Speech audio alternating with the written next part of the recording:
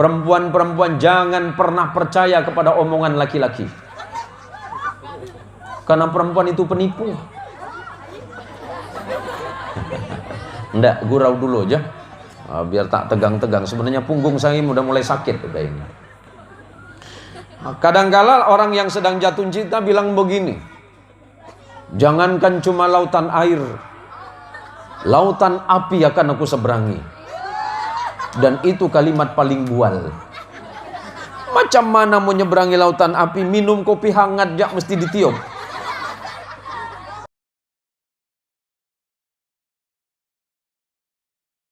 Alladzi anzala as-sakinata fi qulubil mu'minin liyazdadu imanan ma'a imanihim.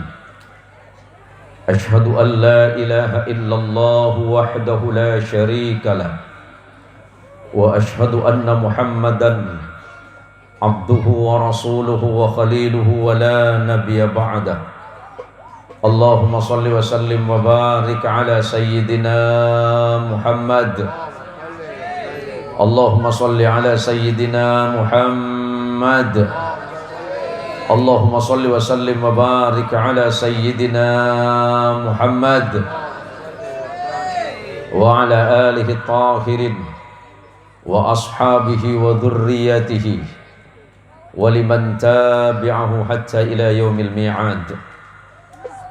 Samahatal fudala wal kurama, para habaib, para syaraif, para dzurriyyatur Rasul Muhammad sallallahu alaihi wasallam. Sebelumnya saya mohon izin kepada Al-Habib Anis Al-Hindwan, mohon izin Habib Baik Al-Gadri. Saya mohon izin ini agak di atas Habib biar kelihatan di belakang sebenarnya. Astagfirullahaladzim. Mohon izin. Allahumma sholli ala Sayyidina Muhammad. Pimpinan Majlis Ta'lim Misbahul Akhyar, di mana hari ini milad atau ulang tahun yang keberapa? Yang kelima.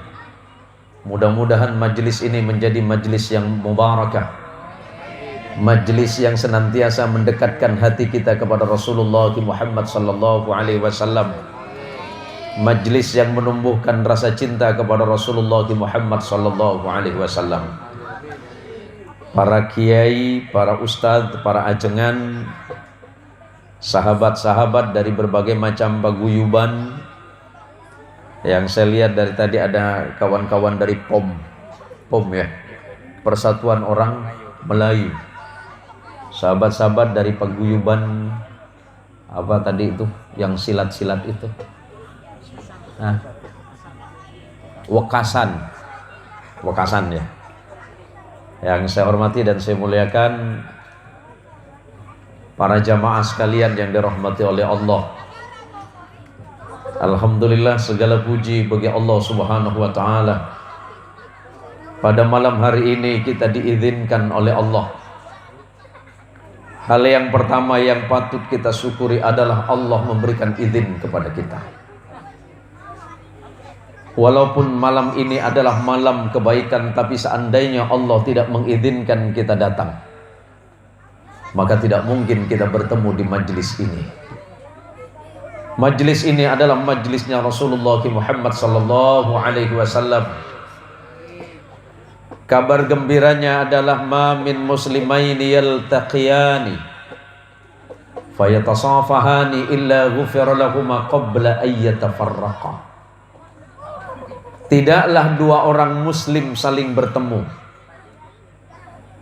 kemudian mereka bersalaman, kata Nabi sallallahu alaihi wasallam di majlis itu, illa ghufira lahuma qabla an yatafarraqa, melainkan Allah pasti mengampuni dosa kedua muslim tersebut sebelum mereka berpisah dari majlis.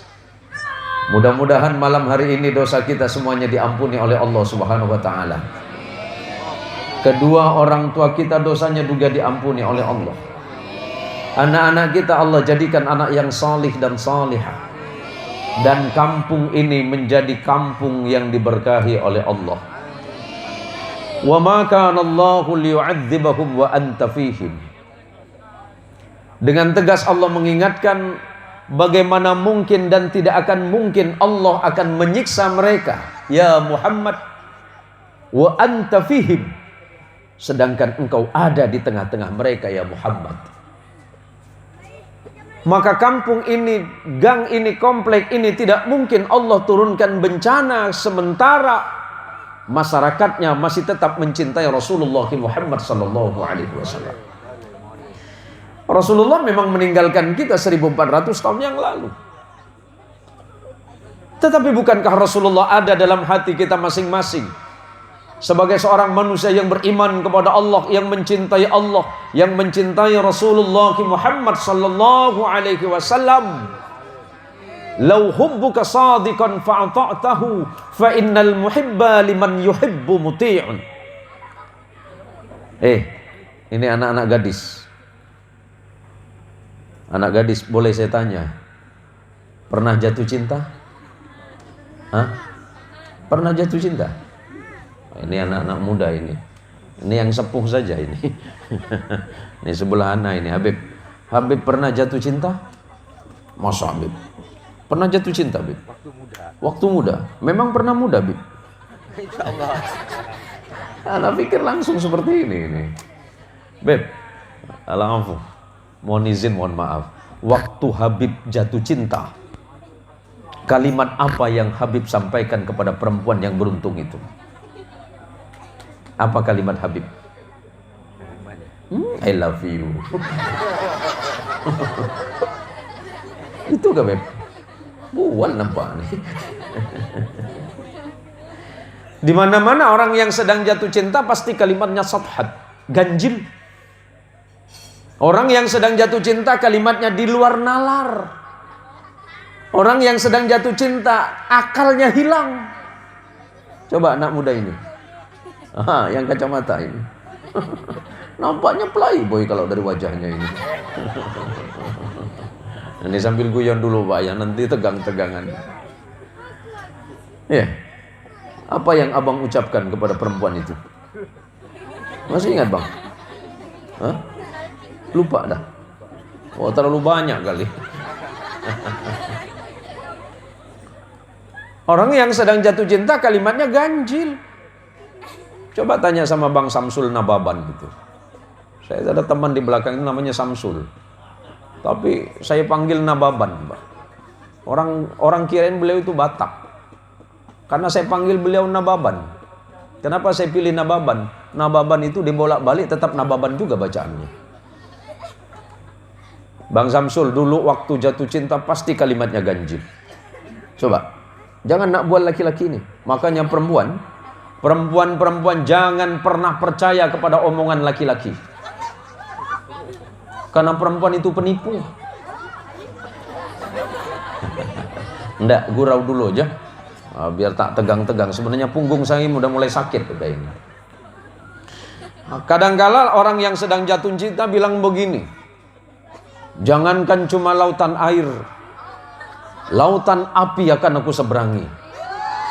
Dan itu kalimat paling bual. Macam mana mau nyeberangi lautan api? Minum kopi hangat jak mesti ditiup.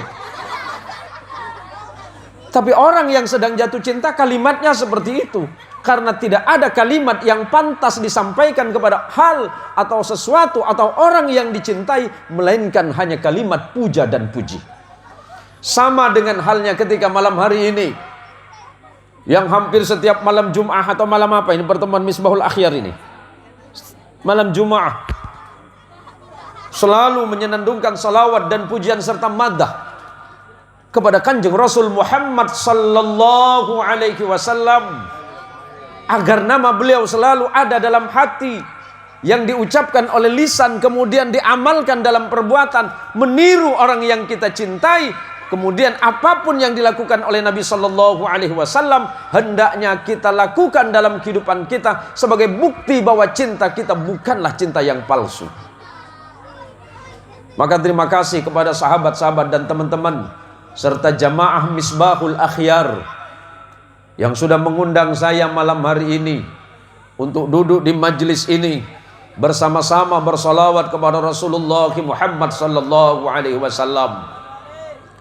Dalam kitab Al-Bidayah wan Nihayah pada juz yang kedua, Imam Ibnu Katsir, seorang penulis kitab tafsir Ibnu Katsir, beliau juga menyampaikan sebuah hadis, dan Imam Hakim, kemudian Imam Baihaqi dalam kitab Mustadraknya pernah menyatakan mengambil hadis dari Rasul sallallahu alaihi wasallam, diriwayatkan oleh sahabat Umar ibn al-Khattab radhiyallahu an, setelah Allah selesai menciptakan Nabi Allah Adam alaihi salam, selepas Allah selesai menciptakan Nabi Allah Adam, Allah berfirman kepada Adam alaihi salam, "Ya Adam, laula Muhammad ma khalaqtuka wa ma khalaqtul jannah."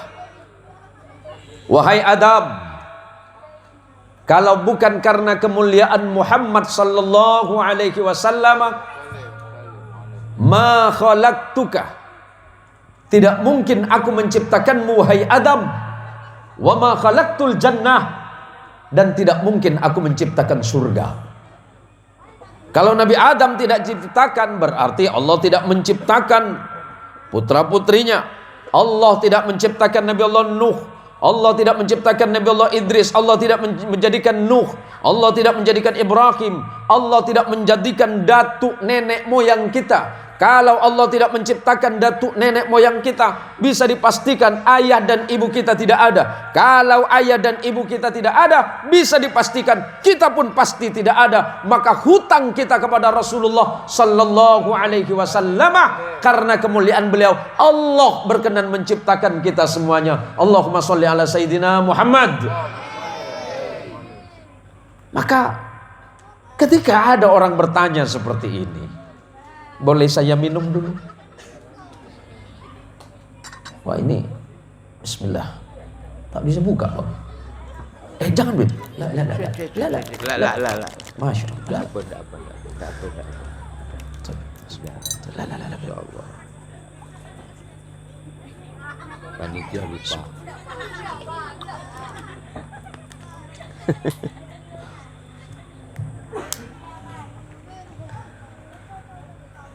Kalau Allah tidak menciptakan Adam alaihissalam, datuk nenek moyang kita Hawa, kita tidak ada.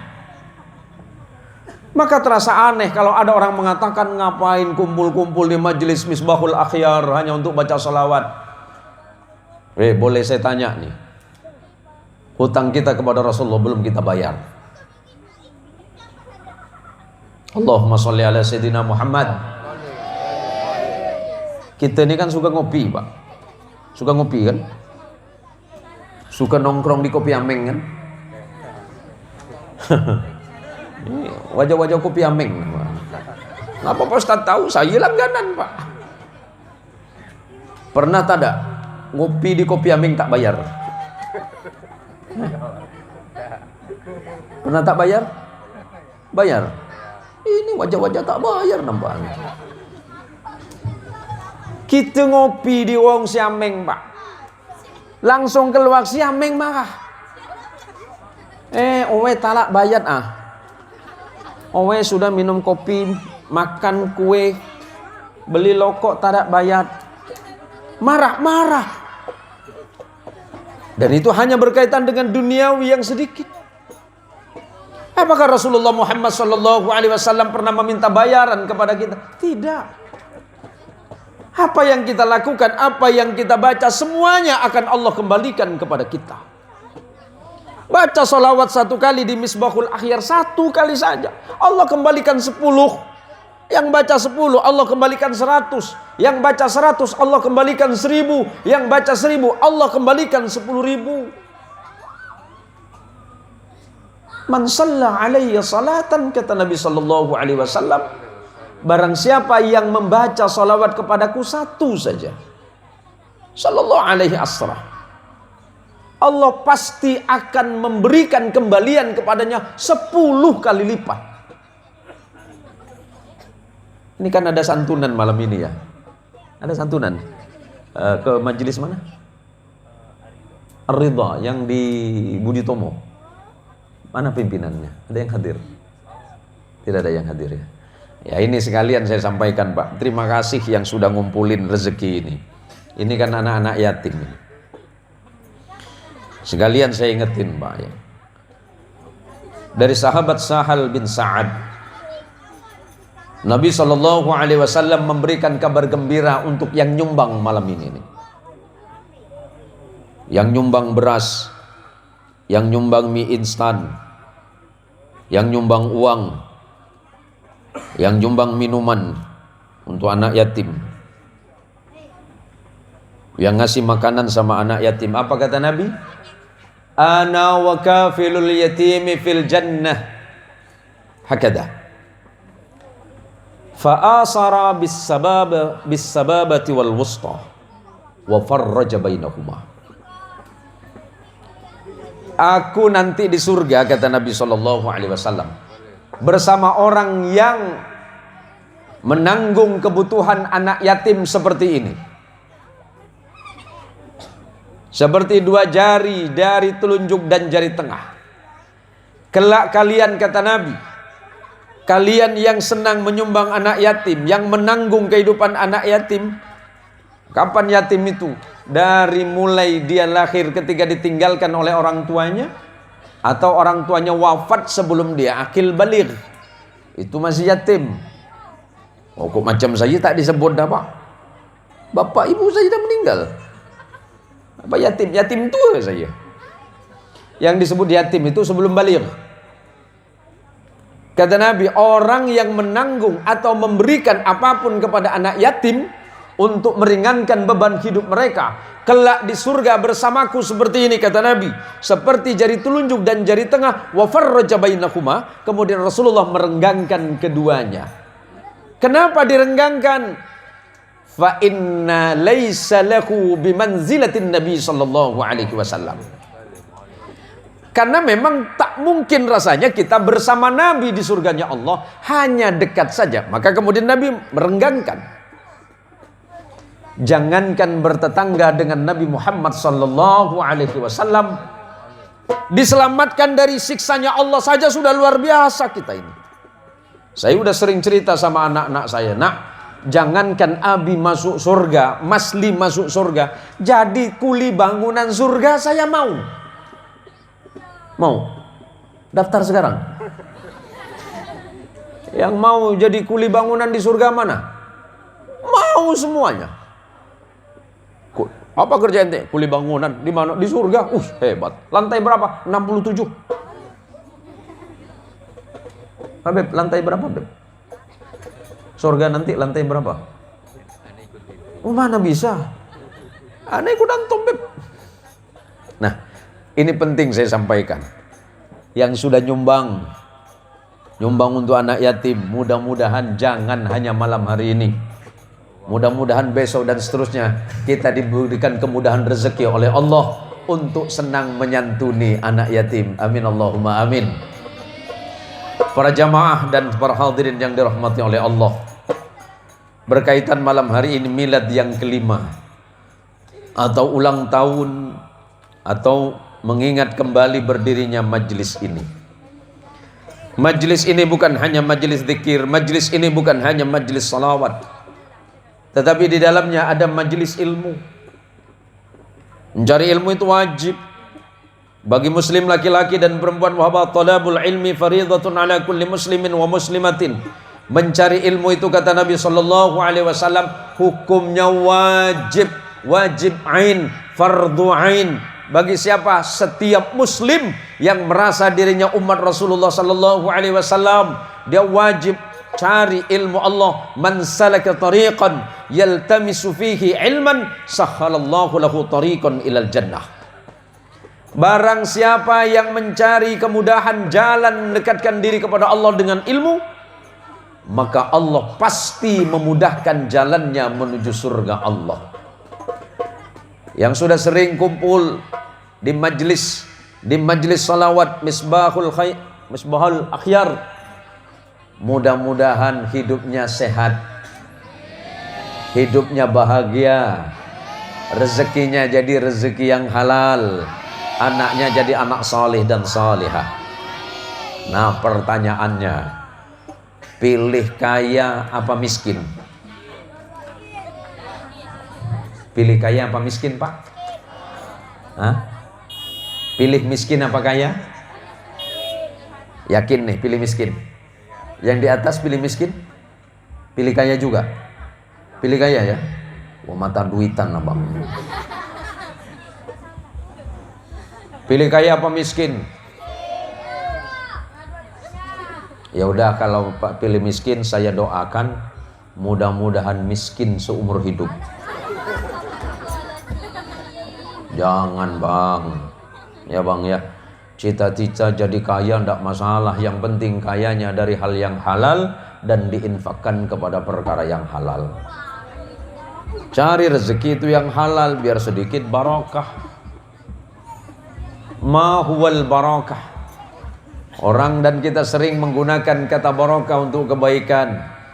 Barokah itu adalah ziyadatul khairi ala kulli syai'in. Bertambahnya kebaikan di dalam setiap perkara. Maka mudah-mudahan santri-santri dari Panti Asuhan Ar-Ridha ilmunya menjadi ilmu yang barokah dan manfaat. Kelak doakan kami, sekarang dan seterusnya doakan kami, mudah-mudahan kami menjadi orang-orang yang salih. Nah ini kan banyak anak yatim di depan kita ini Pak. Luar biasa anak-anak yatim kita mau hadir di majelis ini, dan insya Allah majelis ini akan menjadi majelis yang datang kebaikan di dalamnya. Dan untuk panitia, kabar gembira untuk panitia. Apakah panitia dapat pahala Ustadz? Pasti. Suatu masa Nabi SAW berkata kepada sahabat Ali bin Abi Thalib, diriwayatkan oleh Imam Abu Dawud dalam kitab sunannya, la ayyahdiyallahu bika rajulan wahidan khairul laka min humrin na'am. Kalau seandainya ada satu orang yang mendapat hidayah dari Allah karena sebabmu, ada yang dapat hidayah Allah dari sebab datang ke Misbahul Akhyar, tiap malam Jumat salawatan, tiap malam Jumat berkumpul, tiap malam Jumat zikiran, tiap malam Jumat baca Quran bersama di Misbahul Akhyar. Tiba-tiba ada satu orang yang ingat kepada Allah karena sebab Misbahul Akhyar dan karena majlis malam hari ini. Apa kata Nabi?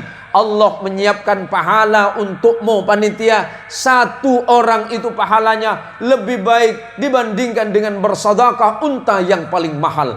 Tidak usah khawatir, tidak usah ragu, tidak usah takut. Apapun yang kita lakukan, tujuannya untuk mendekatkan diri kepada Allah, niatnya untuk mengingatkan kita dan orang lain kepada Allah. Pahalanya besar, jangan khawatir. Allah pasti akan membalas yang lebih baik untuk panitia malam hari ini. Amin. Gak usah khawatir Pak, gak usah takut sama pembalasan Allah. Allah pasti akan membalas dengan yang lebih baik. Ada yang bilang, Pak Ustadz, Misbahul Akhyar tidak disenangi orang. Biasa. Majelis kami dibenci orang Pak Ustadz. Pada yang betul dah? Bada Pak? Banyak. Nanti Pak sabaru Pak ya. Sampean mau bahasa apa Pak? Bahasa Madura, Jawa, Sunda, Melayu, atau Korea? Saya bisa bahasa Korea. Sarangeo.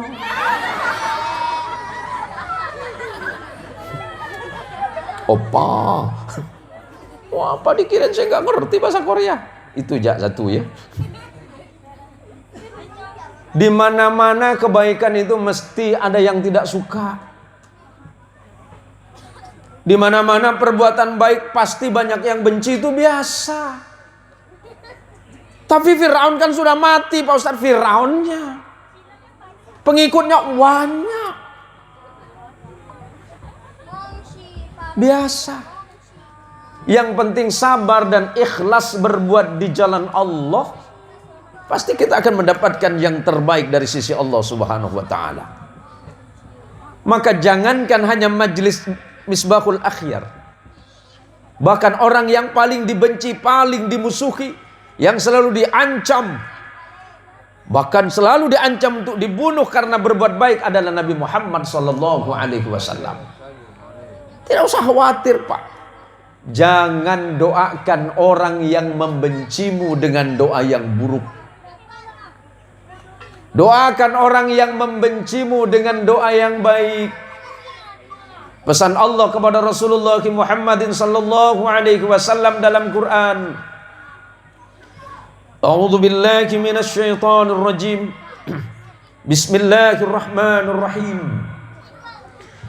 Fabima rahmatin minallahi linta lakum walau kunta faddan ghalidhal qalbi lanfaddu min hawlik fa'fu anhum wastaghfir lakum washawirhum fil amri fa idza azamta fatawakkal 'ala Allah innallaha yuhibbul mutawakkilin. Maka karena sebab rahmat dari Allah kepadamu ya Muhammad, lintalahum, bersikap lemah lembutlah engkau kepada mereka. Siapa? Orang yang memusuhimu. Kalau ada orang benci kita, apakah kita akan membalas dengan kebencian? Kalau ada orang menghina kita, apakah kita balas menghinanya? Kalau ada orang mencaci kita, apakah kita akan membalas cacian itu? Abang Pom saya tahunya.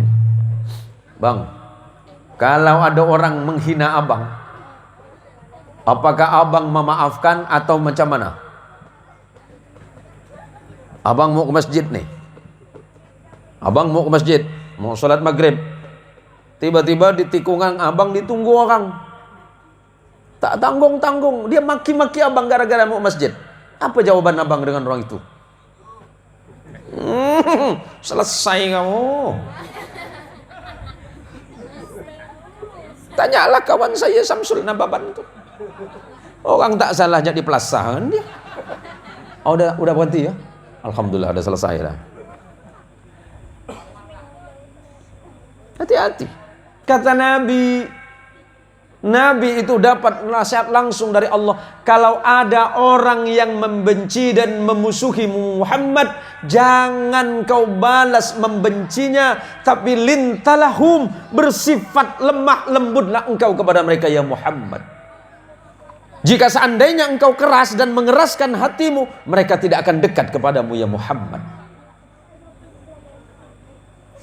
Fa'fu anhum, maafkan mereka. Ya Allah, majlis kami, majlis Misbahul Akhyar ya Allah, mengajak orang lain bersalawat kepada Nabi Muhammad sallallahu alaihi wasallam. Tapi kami tidak disenangi ya Allah, kami dibenci ya Allah. Apakah kami akan membalas perlakuan mereka ya Allah? Jangan. Tapi doakan mereka ya Allah. Doakan orang lain yang membencimu dengan kebaikan ya Allah. Mudah-mudahan yang benci majlis kami Misbahul Akhyar, engkau bukakan pintu hatinya ya Allah, dan kemudian mereka berbalik senang kepada majlis kebaikan ini. Wastaghfir lahum, mohonkan ampunan kepada Allah. Jangan karena orang lain membenci dan memusuhi kita, kemudian kita bilang sama Allah, ya Allah, orang sebelah rumah saya tak suka kan saya ya Allah, saya doakan dia bangkrut seumur hidup ya Allah. Jangan. Tapi doakan kepada Allah, ya Allah, saya sudah memaafkan kesalahannya ya Allah, maka ampunkan kesalahan dan kekeliruan orang itu karena dia telah menyakiti hati dan perasaanku ya Allah. Wasyawirhum fil amri. Setelah itu bermusyawarahlah kalian dalam setiap perkara. Apa perkaranya? Majlis ini kan tidak berdiri sendiri. Misbahul Akhyar ini adalah milik umat, milik bersama. Maka ketika akan mengambil sebuah keputusan, musyawarah kata Allah. Hasil musyawarahnya serahkan kepada Allah. Ya Allah, yang kami undang malam ini 200-500 orang ya Allah. Kok yang hadir cuma 100 ya Allah misalnya. Yang diundang berapa nih? Yang diundang 200-300? 100 orang, alhamdulillah lebih nampaknya nih. Hitung sama sandalnya berapa nih? Sedih kamu Allah. Jangan sedih, karena penduduk surga itu sedikit. Apa kata Allah? Wa qalilum min ibadis syakur. Dan sungguh sangat sedikit di antara hamba-hambaku yang pandai bersyukur kepada Allah. Coba, yang masuk masjid berapa orang kalau subuh, Pak? 5 orang. Imamnya Samsul kali ya. Samsul lagi, mumpung tengok saja. Lama saya tak ketemu dengan beliau nih. Lama betul, Pak. Dulu pernah saya akalkan beliau itu. Beliau pernah minta diruqyah ya Bang Samsul ya?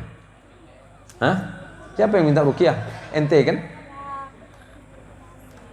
Memang kalau ahli ruqyah itu pandai cari duit, Pak. Kalau memang mau dibisniskan, tapi saya tak mau. Pernah satu kali. Ini banyak uang santan nambah nih. Ada uang santan ke? Oh banyak nih, belonggok nambah. Jadi suatu hari cerita begini nih. Ternyata Allah tidak senang kalau kita cari duit tak halal. Saya suatu hari pagi-pagi ditelepon sama non muslim, Pak. Selamat pagi Pak Ustadz, kata dia. Pagi sekali. Kebetulan yang non muslim ini Tionghoa, namanya Siapeng. Apa Peng? Ada can besar nih, kata dia. Can apa? Ada uang kemasukan. Uang kemasukan dibilang can dengan dia. Macam mana ceritanya uang kemasukan kau bilang can nih? Ini yang kemasukan ini banyak duitnya Pak Ustadz. Kita bisa bisnis. Hah? Ini bisnis jin nampaknya nih. Ya, saya ditawarin duit macam itu, jadi segar ke saya. Nah, di mana yang sakit Peng? Oh sana Tugang sana. Dijemputlah sama si Apeng. Karena izin Allah. Izin Allah, Pak. 2-3 menit sentuh selesai, sembuh. Yang kemasukan orang berduit. Mulai siapa ini ngapi-ngapi saya. Macam mana ini Pak Ustadz? Orang ini dah sembuh dah, katanya. Terus minta besar aja ya, katanya. Hah? Macam mana ceritanya aku mau minta besar, Peng? Ya mumpung orang banyak duit, kata dia. Yang namanya manusia ditawarin duit ini pasti mau kan? Walaupun saya habis ngeruqyah, pikiran saya pun mulai kotor gara-gara Siapeng. Inilah dunia, Pak. Dunia khulwatun khadrah. Dunia itu lemak manis ranum. Siapa yang tak suka duit? Saya pastikan 1000% yang datang malam ini suka duit semua. Suka duit kan? Nah, anak kecil tak tahu. Jadi macam mana nih Peng? Terserah Pak Ustadz lah. Pandai-pandai lah Pak Ustadz. Nanti bagi 2 dengan kita, kata dia. Saya mulai dikenakan akal dengan dia. Akhirnya yang orang tua yang sakit ini nanya dengan saya, Pak Ustadz, bagaimana anak saya? Oh sembuh, gampang itu. Makasih anak saya udah mulai bangun, kata. Bangun dari tempat tidur. Bagaimana jinnya? Oh mulai saya bohong. Ini jinnya besar nih sebenarnya. Serius. Jin apa? Ini 2 nih, 1 dari Gunung Bromo. Mana Gunung Bromo? Jawa Timur. Jauh betul. Itulah dibawa dengan kawannya, saya bilang.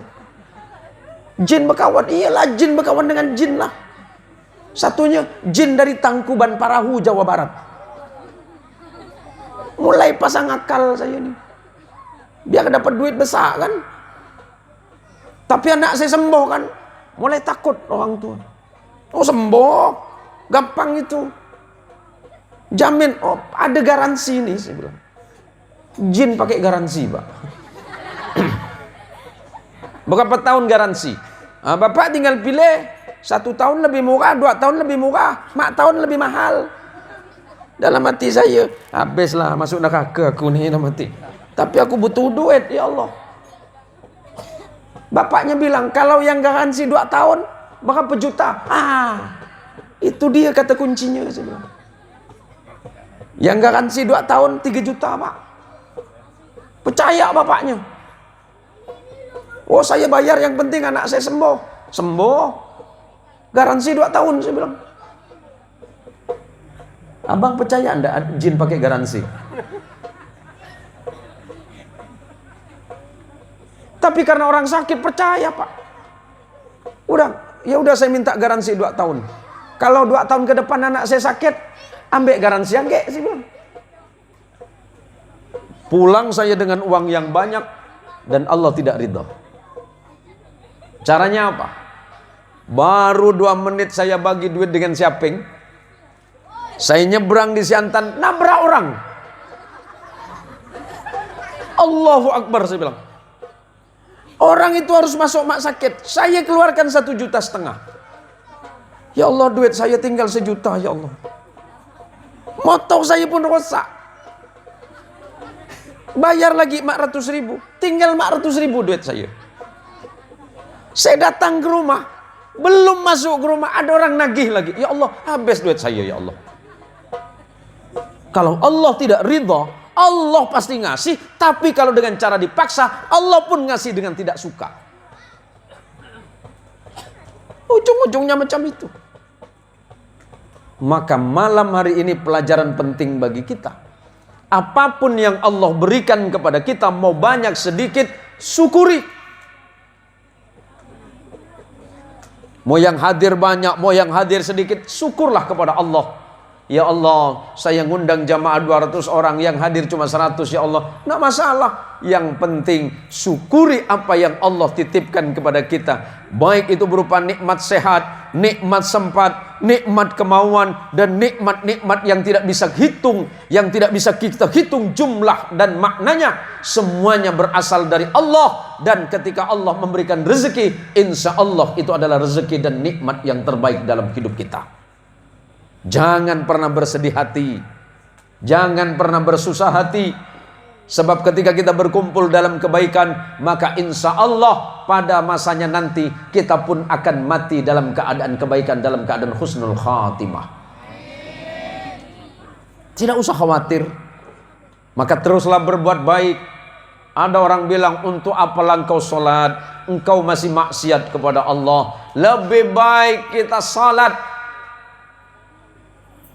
Lebih baik kita salat dan ingat kepada maksiat kita kepada Allah, daripada kita bermaksiat sampai lupa kepada salat kita.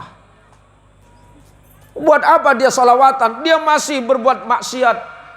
Bersalawatlah engkau kepada Rasulullah sallallahu alaihi wasallam sampai engkau lupa bagaimana bermaksiat kepada Allah. Salawat ini manfaatnya banyak, Pak.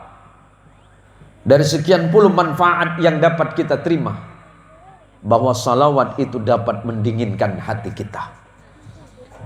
Sebelum kita bersalawat kepada Rasulullah Muhammad sallallahu alaihi wasallam, Allah lah terlebih dahulu dan para malaikat yang bersalawat kepada Rasulullah Muhammad sallallahu alaihi wasallam. Karena firman Allah, innallaha wa malaikatahu yusalluna 'alan nabi ya ayyuhalladzina amanu sallu 'alaihi wa sallimu taslima. Allahumma sholli ala sayyidina Muhammad. Sebelum kita bersalawat, Allah lah dulu yang bersalawat kepada Nabi. Para malaikat bersalawat dulu kepada Nabi.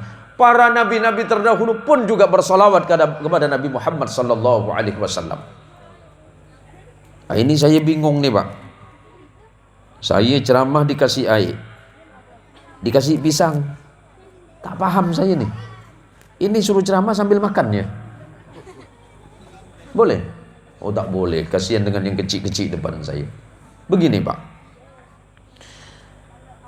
kalau kita punya masalah, kalau kita punya persoalan hidup, biasanya kita bicara sama siapa? Habib? Kalau Habib punya masalah, biasanya bicara sama siapa? Sama istri. Ini Ustadz yang pimpinan majelis. Nggih, sampean. Sampean kalau punya masalah, biasanya bicara sama siapa? Istri. Istri apa? Istri-istri? Oh, istri aja. Ini agak khawatir saya ini. Ini mencurigakan yang dua. Istri ya? Yakin istri bukan istri-istri kan? Oh bukan. Apa jawaban istri kalau kita punya masalah? Sama-sama bingung juga. Kalau istri kita bingung, habis itu bicara sama siapa? Ujung-ujungnya kita pasti akan bicara kepada Allah. Kapan saat yang paling tepat kita bicara kepada Allah? Salatmu, sujudmu kepada Allah adalah saat yang tepat untuk menyampaikan persoalan hidup kita kepada Allah. Manusia mana di dunia ini yang tidak punya masalah? Jamaah yang hadir malam ini, yang mana yang tidak punya persoalan hidup? Siapa di antara kita yang tidak punya persoalan hidup? Semuanya punya persoalan hidup. Semuanya punya problem hidup. Apa kata Nabi sallallahu alaihi wasallam?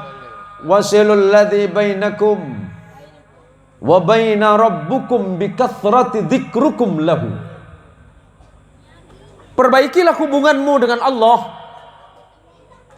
Kalau hidupmu tidak bahagia, ketika hartamu banyak dan kamu tidak bahagia, punya jabatan yang tinggi tapi tidak bahagia, hartanya berlimpah, tidak bahagia, suaminya ganteng, tidak bahagia, istrinya cantik pun belum bahagia,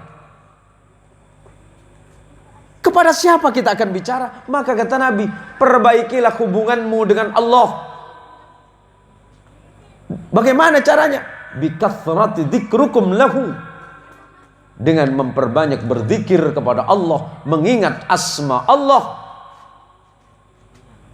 agar kemudian hatimu menjadi lembut, persoalan hidupmu akan diselesaikan oleh Allah. Sekecil apapun masalah hidup kita, bahkan sebesar apapun persoalan yang tengah kita hadapi, tapi ketika kita kembalikan semuanya itu kepada Allah, maka Allah pasti akan memberikan jalan keluar terbaik dari persoalan kita. Kalau kita punya masalah dan bicara kepada orang lain, boleh jadi masalah kita bukannya berkurang, malah nambah. Ada orang yang kesusahan hidup, tapi kemudian dia mencari jalan keluar dari kesusahan hidup dengan cara yang di luar syariat Allah.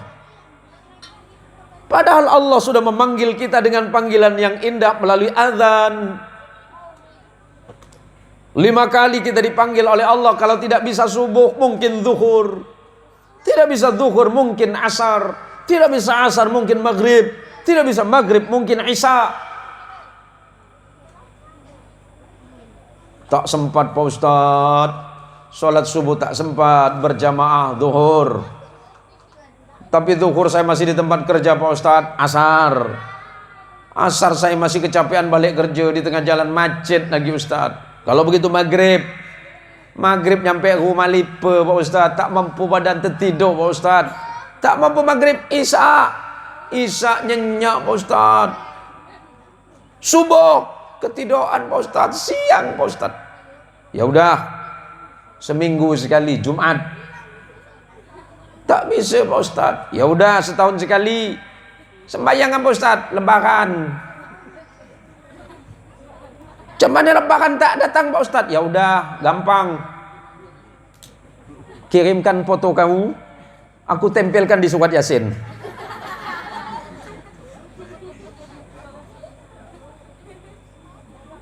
Gampang Pak. Berapa menit sholat kita? Berapa menit sholat kita? Mas Sutiman, berapa menit sholat kita Pak? Paling lama 5 sampai 10 menit. Kok kita nongkrong bertanding di warung kopi berapa jam? Tak balik-balik. Kita salat cuma 4 menit ya. Itu pun kalau imam tak suruh potong kompas. Tunggu bentar lagi nih, habis ini nanti tak lama Rajab, bulan Rajab, Sya'ban, habis Sya'ban Ramadan. Untunglah masjid dekat rumah saya ada ketua masjid, Mas Sutiman itu. Kalau milih imam insya Allah termasuk Ustadz Subowo, Ustadz Bowo, Ustadz Triwibowo, insya Allah jamaahnya antang tenang. Saya ini Pak di Siantan sudah paling dibenci sama ibu-ibu. Kalau saya jadi imam sholat taraweh, saya paling sedikit jamaahnya. Ditengoknya saya, renong jauh-jauh dengan ibu tuh. Siapa imam tuh? Ustadz Zain Mohsin. Balik aja kata dia. Ngapa balik bu? Oh, beliau kau jadi imam lama medam lagi. Asal saya mulai takbir ibu-ibu tapi colek-colek dah balik kata dia. Maka insya Allah mudah-mudahan mudah-mudahan saya tidak diundang lagi lah. Banyak masjid-masjid di Siantan itu, kampung saya itu, tak mau saya jadi imam, nggak pula kelamaan kata dia. Asal saya mulai takbir, Allahu Akbar, balik di belakang. Bahasa salam tinggal 2 aja. Padahal Solat kita itu adalah perjalanan hati kita menghadap kepada Allah Subhanahu wa ta'ala. Ulama sepuh mengatakan hakiki niat niku madhep nang Gusti Allah. Itulah Pak. Sesungguh-sungguhnya hakikatnya orang solat itu adalah penghadapan kita kepada Gusti Allah Subhanahu wa ta'ala. Maka berbahagialah ketika Allah mengizinkan kita salat, karena Allah berkenan bertemu dengan hambanya yang bernama Habib Anis Al-Gadri. Nama panjenengan sinten? Saya lupa. Hah? Pak Iwan. Ketika Allah memanggil Pak Iwan dengan panggilan yang indah, Allahu Akbar, Allahu Akbar, bergegas kita menghadap. Sebelum Allah memanggil dengan cara yang tak nyaman, ada panggilan kedua, Inna lillahi wa inna ilaihi raji'un. Telah berpulang ke rahmatullah saudara kita Iwan.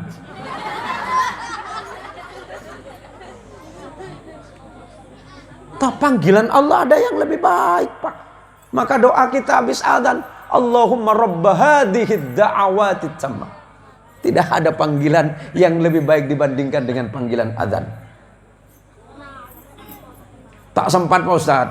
Ya udah, kalau memang tak sempat dengan adzan yang ini, ada adzan terakhir, itu pun tak berguna. Di mana? Di liang lahat. Ketika Pak Iwan sudah dibaringkan, bukan Pak Iwan ini Pak ya. Bukan Pak Iwan ini. Sebelah Pak Iwan saja, siapa namanya? Nggih? Miftah. Ustadz Miftah. Kan bisa digeser ke sebelah Pak. Kalau Pak Iwan tak mau, kasih Pak Miftah. Pak Miftah tak mau, kasih sebelahnya Ge. Pak siapa tuh? Sebelah Pak Miftah. Ustaz ini. Denny. Ustaz mau Ustaz? Oh, belum mau. Ditunggu bidadari Ustaz. Panggilan Allah yang paling baik. Hayya 'alas shalah, masih tak mau. Ya udah kata Allah, kalau memang kau tak mau, ada panggilan adzan terakhir, dan ketika kita berada di liang lahat, Allahu Akbar, Allahu Akbar, itu pun tak dengar dah. Maka pilih, mau sholat di belakang imam atau disolatkan di depan imam. Tapi nampaknya paling nyaman gratis itu disolatin di depan imam Pak.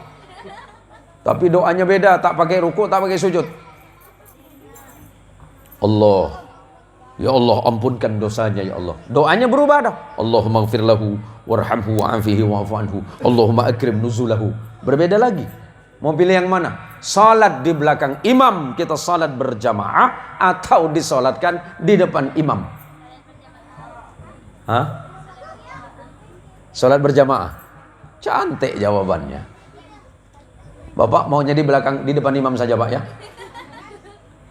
Ini kadang-kadang kalau kita sudah punya masalah baru datang kepada Allah. Dulu ketika engkau sehat kemana kata malaikat? Dulu ketika Allah memberikan kekuatan akal dan fikiran kepadamu, kenapa engkau tidak menyempatkan hadir ke masjid? Dulu ketika engkau sehat, kenapa engkau tidak datang ke majelis ilmu? Dulu ketika Allah memberikan kesehatan zahir dan batin, engkau masih kuat, engkau masih muda, tenagamu masih kuat, pikiranmu masih cerdas, engkau tidak mau datang ke masjid salat berjamaah bersama orang lain. Hari ini ketika engkau dalam keadaan tua dan sakit-sakitan, barulah engkau mikir taubat kepada Allah. Walaupun boleh jadi Allah masih menerima taubat kita. Maka oleh karenanya para jamaah sekalian dirahmati oleh Allah, perjuangan di jalan Allah itu banyak cara dan banyak modelnya. Termasuklah berjuang bersama-sama di majlis ini. Mudah-mudahan Misbahul Akhyar ini menjadi majlis yang selalu mendatangkan kebaikan di jalan Allah Subhanahu wa taala. Majlis ini senantiasa menebarkan kebaikan bagi sesama. Majlis ini senantiasa menjadi salah satu patokan bagi jamaah yang ada di sini. Kalaupun memang ada fitnah seterusnya dan seterusnya, itu biasa. Jangan sampai kita berpecah belah di dalam sebuah majlis. Persatuan umat lebih penting dibandingkan dengan ide dan pikiran kita masing-masing. Rasulullah Shallallahu Alaihi Wasallam dengan para sahabat ketika berjuang menegakkan syariat dan agama Allah, Rasulullah tidak sendirian. Rasulullah bersama para sahabat dan kaum muslimin bersama-sama menegakkan syariat agama Allah. Maka Allah mengingatkan, wa'tasimu bihablillahi jami'a wa la tafarraqu. Berpegang teguhlah kalian semuanya kepada tali agama Allah, wa la tafarraqu. Jangan kalian itu berpecah belah dan bercerai-berai. Perbedaan pandangan, perbedaan pemahaman dan pikiran dalam majlis itu biasa. Tapi jangan sampai perbedaan-perbedaan yang ada menyebabkan kita saling berpecah, apalagi bermusuhan. Na'udzubillahi min dzalik, tsumma na'udzubillahi min dzalik. Sepertinya suara saya sudah serak. Berarti saya tak lama lagi ini mau selesai ceramah. Sudah beberapa menit. Masih mau terus, Pak? Main lanjut-lanjut aja Bapak nih. Bapak nggak mikirin pinggang saya ini udah sakit nih Pak. Saya dari pagi sampai hari ini sampai sore sampai malam ini ada 4 majelis sama malam ini. Tapi tenang Pak Ustadz, tenang. Bapak tenang-tenang saja di sini sampai jam 2. Insya Allah saya balik duluan. Pak, Bu, ibu-ibunya ada nih? Hah? Oh belakang. Ibu, tak ada ibu ya? Ya, ibu-ibu. Ibu-ibu mungkin majelis ini komplek apa sih Pak? Komplek apa ini? Villa Megamas. Waduh. Wah ini gawat namanya ini. Megamas. Wah ini ya. Kompleks Villa Megamas. Wah berarti banyak emasnya ya. Orang kaya semua sepertinya ini. Bu, ibu. Ya, sebelum saya tutup, saya mau pesan sama ibu. Ibu suka cerewet enggak dengan laki ibu? Tak boleh. Kamu masih anak kecil, ya? 17 tahun ke bawah ini. Ini 17 tahun ke atas nih. Bu, masih suka cerewet enggak dengan laki ibu? Hah? Pak, ini jujur-jujur aja yang di atas nih. Istri Bapak cerewet enggak? Cerewet? Suka nak ngomel? Oh tak berani ya? Oh tak berani ngomong, ada mak-mak di belakang. Habis kata dia, balik tak bukan pintu kata. Ada main tinju dah bang. Ada extra jos dah di belakang. Wah, sakit nih kata dia. Saya ni termasuk suami yang paling sayang dengan istri.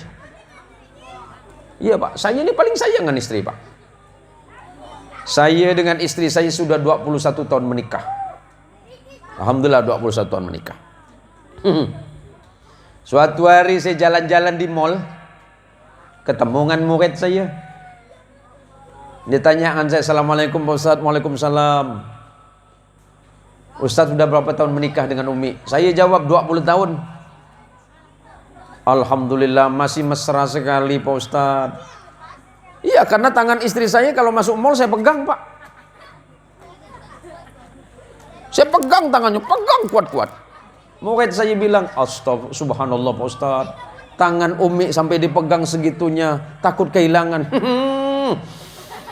Bukan takut kehilangan, naik sih bilang. Sempat tangan Umi kau nih dilepas, habis ditunjuk semua dengan dia. Beli ini, beli ini, beli ini, beli ini. Makanya untuk menyelamatkan itu, telunjuknya saya pegang. Nah, mulai besok Pak, Bapak kalau ngajak ibu, ngajak suami, ngajak istri ke pasar, jangan pegang pundaknya, jangan pegang pinggangnya, pegang telunjuknya. Biar tak bisa nunjuk-nunjuk ibu tuh. Yang namanya perempuan nih Pak, tak bisa dilawan. Jurusnya cuma satu, pokoknya dah selesai.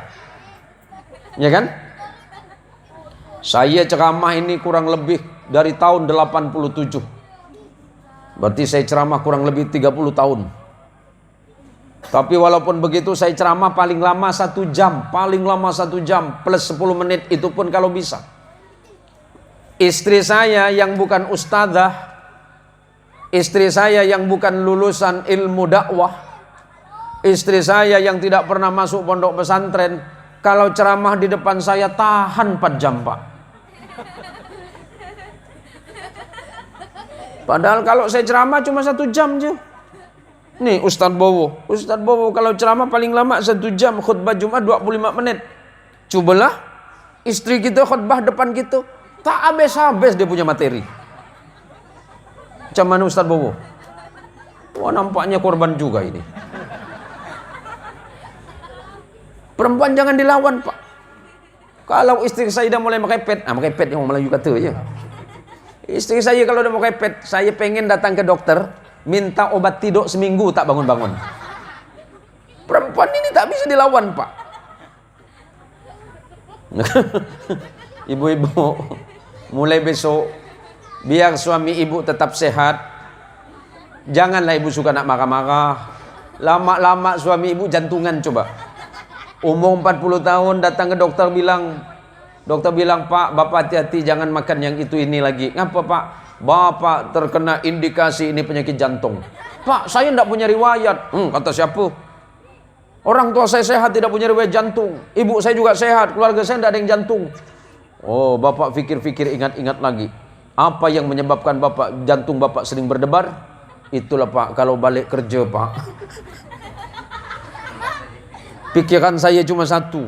Bini saya depan pintu Pak, melotot Pak. Yang ditanya bukan Bapak udah sholat apa belum, Mas udah makan apa belum, Mas bagaimana kesehatannya, bukan itu yang ditanya. Tangannya duluan. Mah, macam mana laki ibu tak jantungan muda-muda? Hati-hati. Ini yang perlu saya sampaikan malam hari ini sebagai kalimat penutup. Di dunia ini mungkin yang tidak menyenangi harta duniawi hanya sekian persennya. Ada sahabat Nabi sallallahu alaihi wasallam yang bernama Abu Dzar Al-Ghifari. Ini yang terakhir yang patut untuk saya sampaikan. Sahabat Abu Dzar Al-Ghifari adalah sahabat Nabi sallallahu alaihi wasallam yang dikenal sebagai Ahlus Suffah, yang kehidupannya sangat sederhana dan miskin. Bahkan untuk dimakan hari ini saja Abu Dzar Al-Ghifari begitu kesusahan. Akan tetapi walaupun Abu Dzar Al-Ghifari termasuk sama dengan Abu Ayyub Al-Ansari dan Salman Al-Farisi, yang merupakan sahabat-sahabat Nabi yang secara ekonomi paling miskin dan paling fakir, tetapi walaupun demikian sahabat Salman Al-Farisi tidak pernah mengeluh dengan keadaan ekonominya. Dia selalu bersyukur kepada Allah atas karunia Allah terhadap dirinya. Bahkan beliau termasuk orang yang menghindarkan diri dari kekayaan duniawi.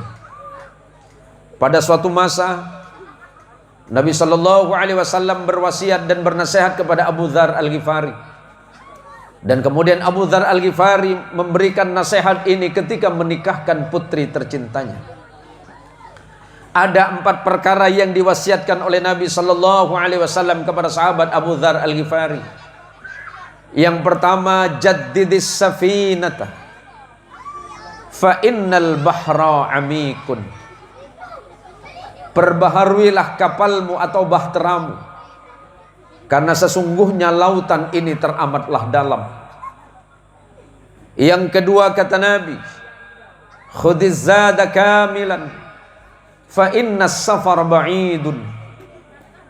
Bawalah perbekalan secukupnya, karena sesungguhnya perjalanan ini masihlah sangat jauh dan panjang. Yang ketiga kata Nabi, wa khaffifil himlah fa innal aqabata qu'ud. Ringankan bebanmu, karena bukit pendakian hidup ini sangatlah terjal dan sangat curam. Yang keempat kata Nabi sallallahu alaihi wasallam, wa akhlisil amal fa innan naqida basirun. Ikhlaslah engkau dalam berbuat wahai Abu Dzar, karena sesungguhnya Allah adalah zat yang sangat melihatmu. Nasihat dari 4 perkara tadi, apa yang dapat disimpulkan? Yang dimaksud oleh Nabi, perbaharuilah kapal keimanan kita kepada Allah. Karena lautan kehidupan ini sangatlah dalam, banyak persoalan-persoalan hidup yang akan kita hadapi dalam lautan kehidupan ini. Kalau kita tidak menguatkan kapal keimanan kita, boleh jadi kita menjadi orang yang tidak pandai menjalankan kehidupan ini sesuai dengan perintah dan syariat Allah. Kapal kita ini pada akhirnya akan menyandar. Kapal ini pasti akan sampai kepada tujuannya. Kalau kapal ini tidak kita kuatkan, maka boleh jadi kapal kehidupan ini akan menjadi hancur di tengah perjalanan sebelum sampai kepada tujuan akhir kita. Kehidupan duniawi ini adalah kehidupan sesaat dan sementara. Hari ini kita tidak selamanya di dunia. Pada akhirnya kita semuanya harus kembali pulang menghadap kepada Allah Subhanahu wa ta'ala. Apa yang akan kita bawa nanti menghadap kepada Allah, selain hanya sekedar amal yang kita lakukan pada hari ini? Jika kita tidak membawa bekal secukupnya, sedangkan perjalanan ini masih panjang saudaraku, perjalanan hidup ini tidak sampai di sini. Ada kehidupan alam kubur, dan di ujungnya nanti akan ada kehidupan akhirat. Maka bekal yang bisa kita bawa adalah amal perbuatan kita selama di dunia ini. Ibadah kita kepada Allah yang akan menjadi bekal kita. Ketika kita mati, ada 3 perkara yang akan mengikuti kita. Ketika kita dikuburkan, akan ada 3 perkara yang ikut. Yang pertama, harta kita akan ikut mengantarkan kita ke kuburan. Yang kedua, anak dan istri kita pasti akan mengikuti kita ke kuburan. Tetapi kedua-duanya ketika selesai pasti akan kembali pulang ke rumah. Yang ketiga adalah amal soleh kita. Hanya amal soleh kita yang akan menemani kita di alam kubur kita. Ketika 2 perkara meninggalkan kita, satu-satunya yang akan menetap bersama kita dalam kubur adalah amal soleh kita. Maka karena hidup ini sangat susah dan berat, pertanggungjawabannya kepada Allah sangat sulit, jangan terlalu banyak membawa beban hidup. Jangan terlalu banyak berangan-angan tentang hidup ini, karena semuanya pasti harus kita kembalikan kepada Allah. Sebelum semuanya akan dimintai pertanggungjawaban oleh Allah. Jangan sampai kehidupan ini menjadi beban. Istri kita adalah tanggung jawab kita, anak-anak kita adalah tanggung jawab kita. Jangan menambah beban hidup dengan apapun yang pada akhirnya akan sulit untuk kita bertanggungjawabkan kepada Allah. Yang keempat kata Nabi kepada Abu Dzar Al-Ghifari, ikhlaslah engkau dalam berbuat. Ikhlaskan salatmu, ikhlaskan ibadahmu, ikhlaskan zikir kita malam hari ini, ikhlaskan seluruh sedekah kita malam hari ini. Karena sesungguhnya Allah sedang melihat kita semuanya. Dan malam hari ini, kesempatan ini, Nabi Sallallahu Alaihi Wasallam sedang menatap kita semuanya. Allahumma salli ala Sayyidina Muhammad. Rasulullah sedang menatap kita dari kejauhan. Rasulullah sedang merindukan kita. Maka layak bagi kita untuk selalu merindukan hadirnya Rasulullah Muhammad Sallallahu Alaihi Wasallam dalam kehidupan kita. Jamaah sekalian yang dirahmati oleh Allah, sebagai penutup, mari sebentar kita bersalawat burdah. Saya paling senang kepada salawat burdah. Mudah-mudahan burdah itu bisa bermakna mubarrad, mendinginkan. Semoga majlis ini hatinya didinginkan oleh Allah Subhanahu wa taala. Imannya semakin diperkokoh oleh Allah. Jiwanya semakin dilembutkan oleh Allah Subhanahu wa taala. Allahumma shalli ala sayyidina Muhammad.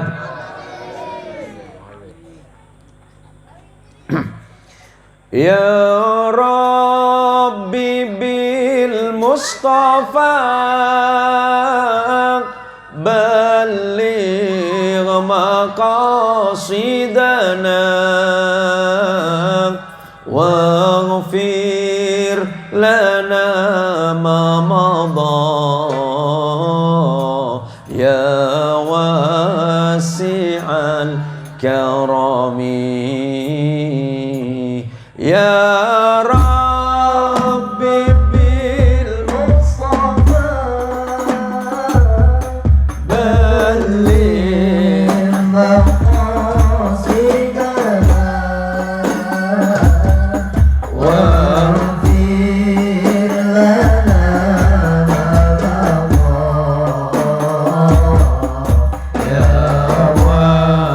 ya wasi'al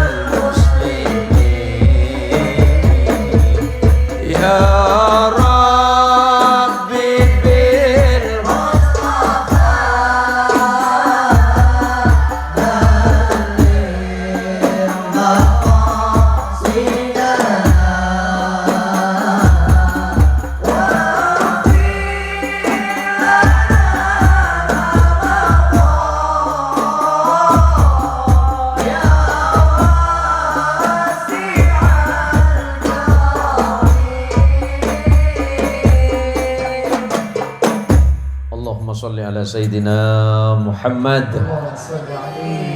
Inna awlan nasi bi yawmal qiyamah aktsaruhum alayya salatan. Orang yang paling berhak dekat denganku nanti di hari kiamat, kata Nabi sallallahu alaihi wasallam, aktsaruhum alayya salatan, adalah orang yang paling banyak membaca salawat kepadaku. Salawat tidak membutuhkan apapun kecuali satu, rasa cinta kita kepada Rasulullah Muhammad sallallahu alaihi wasallam. Semoga kelak kita senantiasa diakui sebagai umat Kanjeng Rasul Muhammad sallallahu alaihi wasallam.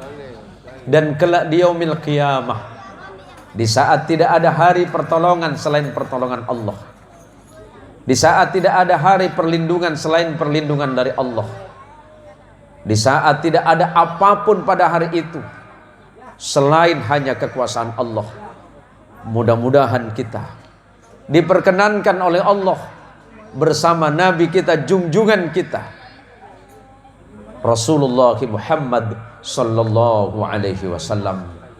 Terima kasih dan mohon maaf jika apa yang saya sampaikan banyak salah, banyak khilaf. Kebenaran itu mutlak datangnya dari Allah, sementara kesalahan murni karena keawaman saya pribadi. Saya Al-Faqir memohon maaf yang sebesar-besarnya, sekaligus terima kasih yang tidak terhingga dan tidak terbatas kepada para jamaah, pimpinan dan majlis salawat Misbahul Akhyar, kemudian kepada para panitia, kepada tuan rumah, kepada anak-anak dari Panti Asuhan Ar-Ridha, serta Jamiatul Hadrah.